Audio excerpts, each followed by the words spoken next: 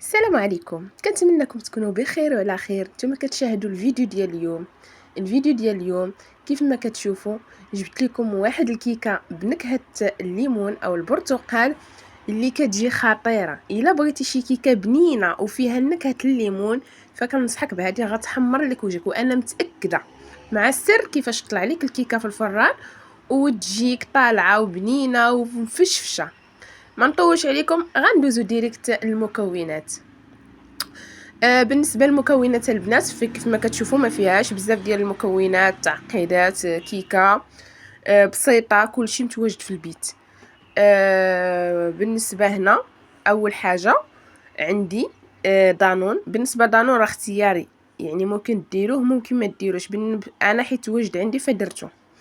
عندي دانون دلفاني. عندي واحد الشي ضروري من الخلف الكيكات كيعطي واحد الهشه للكيك ما نقولش لكم.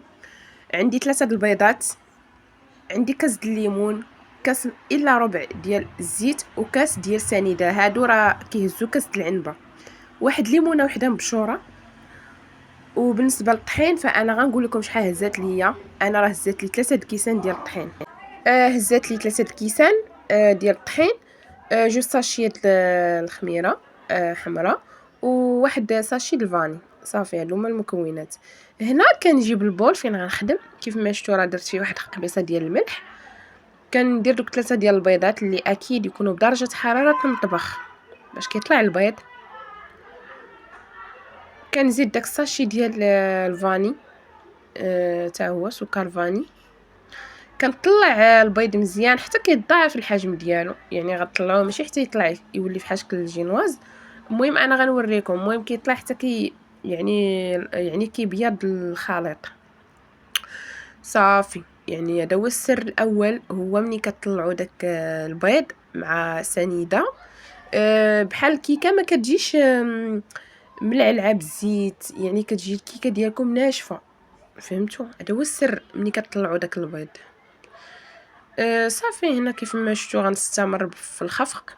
وهنا غنضيف كاس ديال سنيده. بالنسبه لكاس ديال سنيده انا غنضيفو بالتدريج، يعني ما غنضيفوش دفعه واحده، غادي نضيفو بالتدريج على هذا الشكل. وانا كنطلع الكيك ديالي وانا كنضيف شويه بشويه شويه بشويه شويه بشويه. صافي كنستمر على هذه الطريقه حتى كنطلع البيض. وغنوريكم القوام كيفاش خاصو يكون كيف ما شفتوا معايا. صافي هنايا من بعد ما طلع البيض كيف ما كتشوفوا نضاعف الحجم ديالو. كنضيف حتى الزيت. بالنسبه للزيت حتى هو نفس الطريقه اللي درت في سنيده، يعني كنضيفو خويط وكنطلع هكا باش كيصدق معكم الكيك كيجي اسفنجي. هذا لان الكيك كيف ما كتعرفوا ضروري يعني حتى الطريقه ديال كيفاش كطيبوه، الطريقه كيفاش يعني كيفاش كتخلطوه حتى هي راه كتلعب دور في الكيك. صافي كيف ما شفتوا هنا كنستمر كنزيد شويه بشويه بالزيت وانا كنطرب.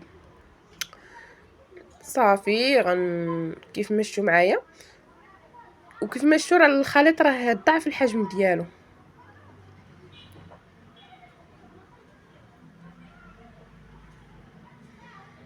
صافي هنا البنات ها الخليط اللي قلت لكم كيفاش كنحصلوا عليه.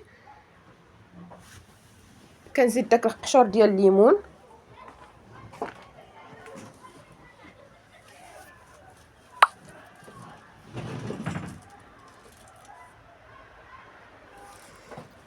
وكنزيد داك الحك ديال دانون دلفاني. بالنسبه لدانون دلفاني كيف ما قلت لكم اختياري، يعني انا حيت كانت واجد عندي فضفتو. هي الكيكه بلا دانون دلفاني راه كتجي احسن، يعني ماشي ضروري دانون.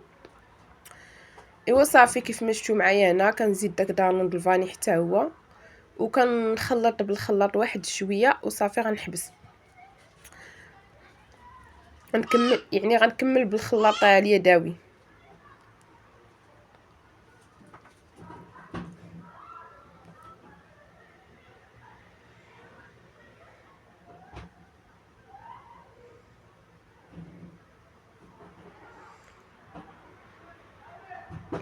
صافي كنضيف داك الكاس ديال الليمون وغنكمل هنا غير بالخلاط اليدوي على هذا الشكل. من بعد ما ضفت داك الكاس د الليمون كيف ما شفتوا راه حركته حتى هو صافي. هنا غنزيد الطحين قلت لكم البنات هزات لي 3 ديال الكيسان اللي احتاجيت في الخليط. كيف ما شفتوا راه كنعبر معكم الكيسان 3 بالضبط اللي هزت لي هذا الخليط.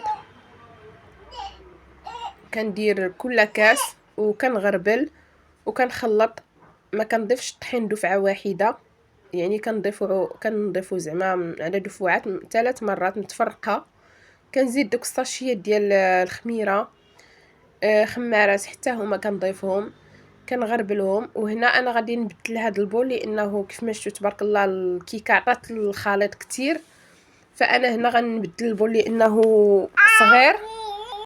هنا بدلت البول ديالي باش تجيني يعني الكيكه تخلط احسن، داك الطحين يدخل مع الخليط مزيان صافي. هنا كنستمر في الخفق مزيان كنخلط وكنضيف الكاس الثالث على هذا الشكل كيف ما شفتوا معايا 3 الكيسان بالحساب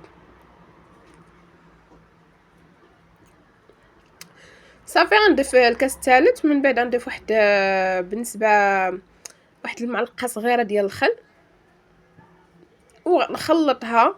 وغنجيب المول ديالي اللي انا دهنته بشويه ديال الزبده ورشيت عليه شويه ديال الدقيق صافي. غنكب الخليط وبالنسبه للفران كطيب على درجه حراره 160 يعني بوطه مهيله باش كطيب لكم مزيان من الداخل.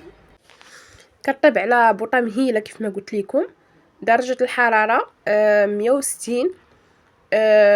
راه كتاخذ واحد ساعه في الفران، يعني كتبغي شويه طياب على المهل باش كطيب من الداخل كتجيكم زوينه. ما تزربوش عليها الفران ولا تجهدوا عليها، لا، باش كيجيكم الطياب ديالها زوينه وكيف ما كتشوفوها وطلع لكم زوينه. بالنسبه للفران الغاز البنات حتى هو كذلك شعلوه من التحت على بوطه مهيله مهلوه خليوها تطيب مزيان وتطلع وتشوفوا الجوانب تحمروا عاد هبطوها لتحت خليوها تحمر وخرجوا راه كتجي غزاله صافي. هنا البنات كيف ما شفتوا معايا راني جبت المول ها هو دهنته درت فيه الخليط. هنا غندخلها البنات ونتلاقاو من بعد ما طيب.